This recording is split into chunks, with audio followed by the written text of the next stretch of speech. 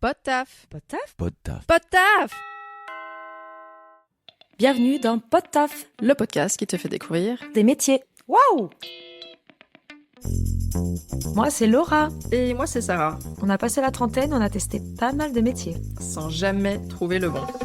Aujourd'hui, on sait toujours pas ce qu'on veut faire. Alors on est parti explorer les métiers. Pour comprendre ce qu'ils sont vraiment. Et on vous emmène avec nous. C'est parti, Sarah? C'est parti Laura, t'es prête? Oui. Et justement, on accueille notre nouvelle invitée du jour. Bonjour, nous recevons aujourd'hui Eva Fernoux, qui est directrice générale des services dans une petite commune du plateau de Paris-Saclay. Bonjour Eva. Bonjour. Eva, en quoi consiste ton métier? Il y a plein de façons de le définir, mais je dirais à faire en sorte que les services publics communaux fonctionnent bien. Et je l'ai vite compris parce que moi je suis arrivée en plein Covid. Donc ça a été, premier sujet, la continuité de services publics. Donc que ça fonctionne et que ce soit de qualité. Après, on pourrait traduire de façon administrative le programme politique du maire qui m'a embauchée. Tu es un peu la coordinatrice et bras droit du maire finalement. Ouais, complètement. Souvent, il y a la métaphore de chef d'orchestre, qui est un peu l'élu et le compositeur, et le chef d'orchestre traduit. Mais j'aime bien cette image parce que vraiment, si tout va bien, on ne nous entend pas. Et on est là pour que la musique soit harmonieuse, on va dire. Et franchement, c'est vrai. Il suffit qu'on enlève une composante et ça ne fonctionne plus.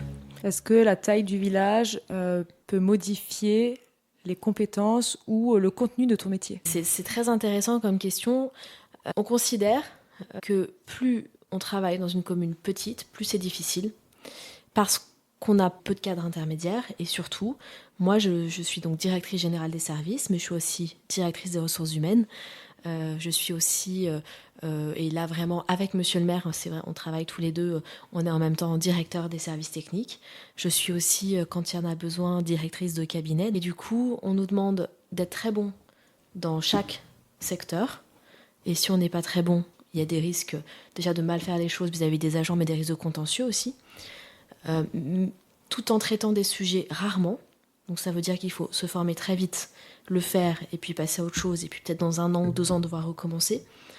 Et d'être hyper polyvalent. Donc dans des grandes communes, c'est très différent. Il y a un DRH, il y a des adjoints, il y a des DST, il y a des pôles. Enfin, c'est un organigramme qui est complètement différent. Les petites communes, ce qui est génial, c'est que c'est très concret. C'est très motivant de voir qu'une décision politique est très rapidement concrétisée, ce qui n'est pas du tout le cas dans les communes plus grandes, voire dans d'autres strates de collectivité. Si vous travaillez au département, pour commander une fourniture, il vous faut plusieurs semaines. Nous, on peut le faire en 1 heure. Voilà. C'est quoi les croyances un peu fausses qu'ont les gens sur la municipalité?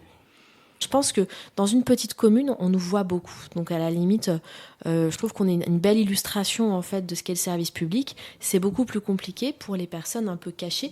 Par exemple, on a transféré des compétences à la communauté d'agglomération. Personne ne se doute du travail qui est fait à la communauté d'agglo pour gérer les voiries ou le contrat d'eau, le contrat d'assainissement de la commune. Comme tu disais, les gens voient concrètement ce que la fonction publique fait. Quelles sont les relations avec les habitants? Est-ce qu'ils râlent beaucoup?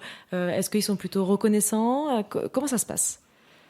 Moi, je trouve que les usagers sont très exigeants, ont parfois peu d'empathie pour les moyens et les difficultés, les conditions de travail des personnes qui travaillent pour eux. Mais je pense que c'est pas représentatif de l'opinion générale.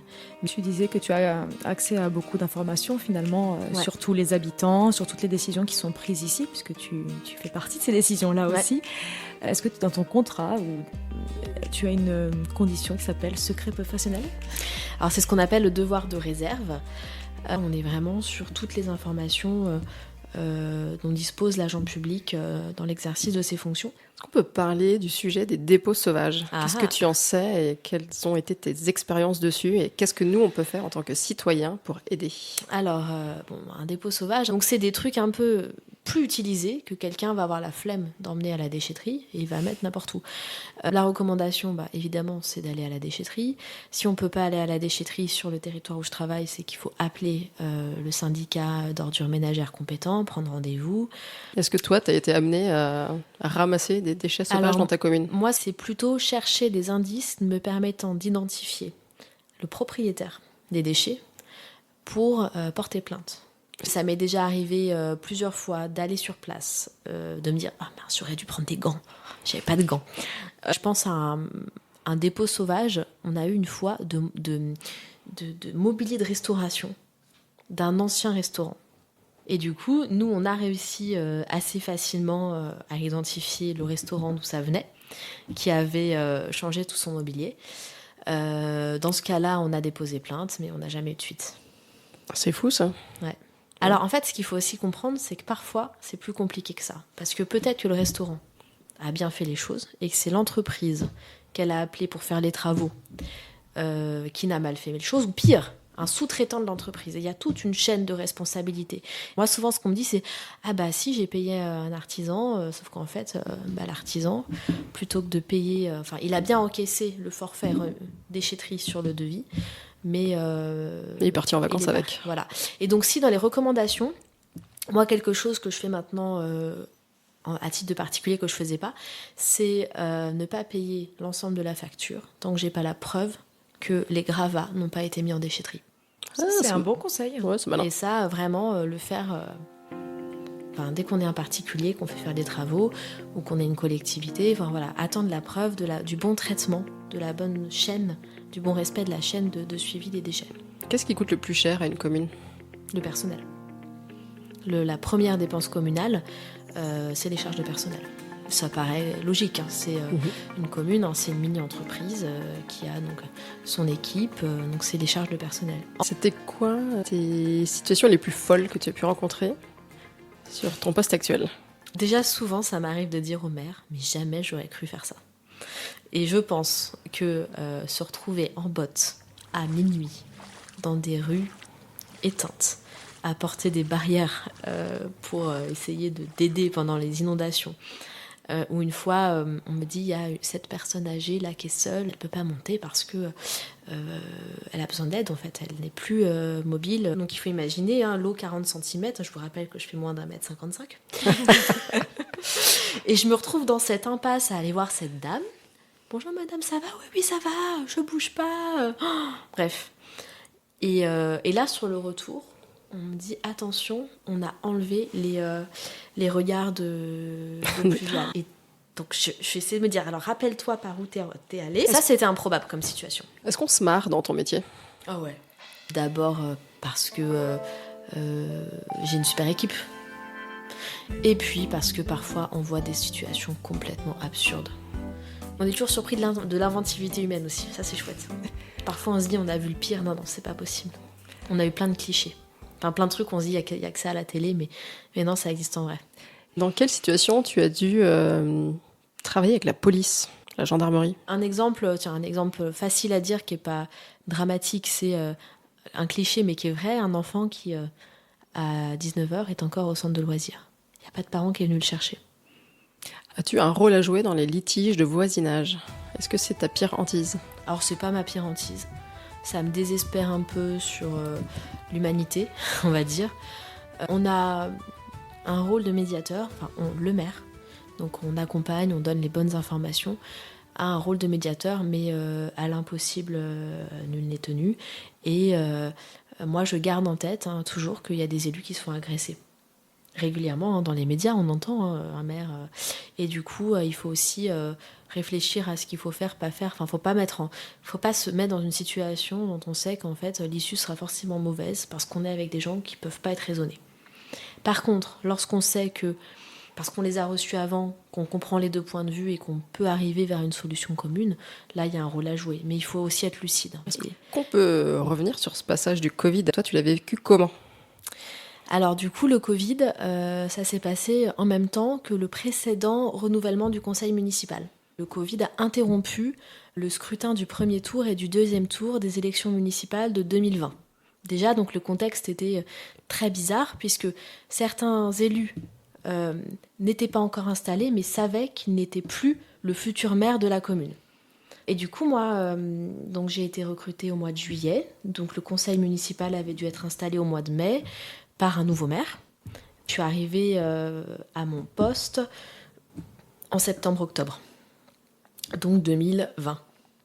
Et à ce moment-là, on est en déconfinement, on fait revenir les enfants, mais par contre, on fait des croix par terre, les enfants n'ont pas le droit de toucher un plateau à la cantine, et c'est ça qu'il faut organiser, l'école, le centre de loisirs, la cantine. Et puis surtout, comment vous faites quand vous n'avez déjà qu'une équipe de 3 personnes à la cantine, que vous avez une personne qui a le Covid, que les 2 autres sont cas contact, donc vous n'avez plus d'équipe, mais que les enfants sont là et qu'il faut quand même leur donner à manger. Et donc là, concrètement, tu fais quoi? Et bien là, j'ai appris. J'ai appris à préparer les repas, j'ai appris à faire la plonge. Mais c'est surtout qu'il fallait pas seulement que moi j'apprenne, parce qu'il ne faut pas être seul. On a monté des équipes complètement autres que le personnel d'entretien de restauration. Et franchement, ça a été un sacré moment d'apprentissage pour les nouveaux élus. Et je pense que ça a permis de développer une cohésion, c'est-à-dire que quand vous avez le maire qui vient faire la plonge, je peux vous dire que les agents, ils sont super fiers en fait. Ça crée une proximité. Et pour les seniors, comment la commune s'adapte en cas de crise comme ça? Pour moi, mon premier contact avec les seniors pendant le Covid, c'est lorsqu'on a monté le centre de vaccination à Aigny. Et surtout, il faut se rappeler, à l'époque, on nous disait il y a 20 doses disponibles, quoi. Comment on priorise les personnes fragiles? Donc il y a un fichier qui s'appelle le fichier des personnes vulnérables. Donc on se met tous ensemble avec le maire, les élus et les agents qui connaissent le mieux la population, et on se dit quelles sont les personnes les premières à vacciner. Et ces personnes âgées-là, il faut aller les chercher, les faire vacciner, les ramener chez elles, et là de nouveau on monte des équipes de bénévoles. Je me rappelle vraiment de certains moments d'émotion quand on appelle les personnes. La première fois, on a inscrit des gens. Quand on les appelle pour leur dire on a 20 places ou 10 places pour Voilan et on pense à vous tout de suite, mais c'était des moments hyper forts en émotion parce que pour elles, ça voulait dire on peut ressortir dehors et voir notre famille. Ouais. Donc ça paraît fou, en fait, on a l'impression d'avoir vécu ça dans une autre vie, quoi. C'était il y a que 6 ans. Est-ce qu'on peut revenir un petit peu en arrière? Comment tu as eu envie de faire ce métier? Est-ce que c'était une vocation avant même de faire des études? Et quelles études tu as fait pour y arriver? Au lycée, j'ai fait une activité dans un centre d'information et d'orientation. Bref, je découvre un petit fascicule sur les métiers qu'on peut faire lorsqu'on fait des études de droit. Et je me dis, ça me plaît. D'ailleurs, à ce moment-là, je me dis, je veux être juge d'application des peines. Je me dis, tiens, ça me plairait bien de faire ça. Comment on accompagne les prisonniers dans l'exécution de leurs peines. Enfin bref. Donc je me dis, je vais faire du droit. Et j'étais pas une bonne élève. Et j'ai eu la chance d'être prise à Orsay, parce qu'à l'époque, on n'avait pas Parcoursup. Et que le système qui existait était beaucoup moins discriminant. Il fallait être pris dans une université de secteur. Et là où j'avais des difficultés depuis mon école élémentaire, moi j'arrive en fac de droit et ça me paraît facile. Très vite, je me dis que je veux plus faire juge, parce que je comprends un peu plus ce que veut dire ce métier. Et je me mets une autre idée en tête, je veux être commissaire des armées. Et du coup, je m'oriente vers une licence de droit public. Là, c'était un concours pareil, il doit y avoir 30 places par an. Sauf qu'à l'époque, il fallait faire 1,60 m. Quand on veut devenir commissaire, on a une formation militaire. On est d'abord soldat. Et qu'à l'époque, et peut-être que ça existe encore aujourd'hui sur certains postes, il y a une limite de taille pour les femmes et pour les hommes. Et pour les femmes, c'était 1,60 m. Voilà. Je ne fais pas 1,60 m. Et là, tu dis c'est raté. Et je me dis, j'ai choisi licence droit public pour faire ça. Et en fait, je vais pas faire ça. Et en parallèle de ma première année, je me suis tout de suite dit, il faut que je fasse des stages. Parce que c'est ce qui rend les trucs concrets. Et puis, c'est ce qui nous permet de faire la différence sur les CV plus tard. Et au fur et à mesure des stages, je me rends compte que vraiment le côté public me plaît plus que le privé. Je fais quand même un master 1 droit public général. Et là, entre mon M1 et mon M2, je fais vraiment un stage déterminant. À l'époque, ça s'appelait la communauté d'agglomération du plateau de Saclay, qui n'existe plus aujourd'hui. Et j'ai la chance de faire un stage de 3 semaines dans chaque service, dans le service marché public, RH et juridique. Et là, ça me plaît vachement. Et le DRH de la CAPS à l'époque me dit inscris-toi au concours d'attaché territorial. Il faut s'y prendre à l'avance et c'est très cohérent avec le Master 2 que tu as choisi. Le concours, je l'ai eu du premier coup, mais parce qu'en fait, c'était très théorique. Et j'avais la formation, la meilleure formation qui soit pour ce concours-là, puisque le master où j'étais, c'était master droit, administration, gestion financière des collectivités à la Sorbonne. Et ça fait partie des meilleures formations pour ce type de concours. Et en fait, mon premier travail, ça a été au syndicat des eaux d'Île-de-France. J'étais la petite main qui était là lorsqu'il y avait des évolutions contractuelles nécessaires entre le privé et le public, et pour organiser et suivre les évolutions contractuelles. Et en fait, ça, en dehors du sujet juridique, ça m'a appris à travailler en transversalité. J'avais 22 ans, ou 23, j'y connaissais rien, et j'ai travaillé avec des gens extrêmement qualifiés de différentes directions générales, et ça m'a permis d'apprendre très vite. Donc j'ai fait ça 4 ans. Après, j'ai voulu changer. Et une personne que je connaissais m'a proposé de travailler dans une mairie beaucoup plus grande de 45 000 habitants, dans le 94. J'étais rattachée directement à la directrice générale des services de cette commune. Et mon but, c'était notamment d'organiser les instances, donc notamment le conseil municipal, mais surtout de répondre à ces demandes très diverses. Il y avait un côté un peu gestion de projet, et puis de lui répondre juridiquement sur des points très précis lorsqu'elle en avait besoin. Et du coup, après, je suis arrivée là où je suis actuellement.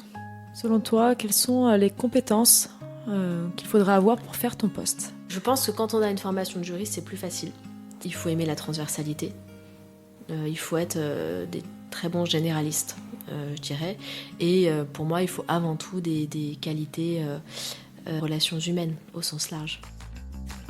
Si tu repenses à ta carrière, est-ce que tu as déjà fait une énorme bourde ? Si une fois j'ai fait un truc génial, j'ai envoyé un document confidentiel à un élu d'opposition. C'est beau. Ça, c'était bon. T'as voulu te fondre dans le décor ? Tu t'es fait gronder après ou... Même pas, il n'y avait pas besoin. Est-ce qu'aujourd'hui, tu aimes ton lundi matin ? Je suis toujours contente de venir travailler et maintenant, j'arrête de prévoir des trucs le lundi matin sur mon agenda. Comme ça, j'ai le temps de découvrir tous les dépôts sauvages du week-end, je sais pas, une infiltration quelque part dans tel bâtiment. Voilà, j'ai un temps dédié pour ça maintenant. Qu'est-ce qui te plaît le plus et qu'est-ce qui te plaît le moins dans ton métier ? Je trouve que c'est très riche en interactions, en relations. Enfin, c'est ça qui m'anime au quotidien, mais je dirais la réussite concrète des projets. Et ça peut être des petits projets, des tout petits projets. Un exemple tout bête, au centre de loisirs, on vient d'installer une énorme toile d'ombrage.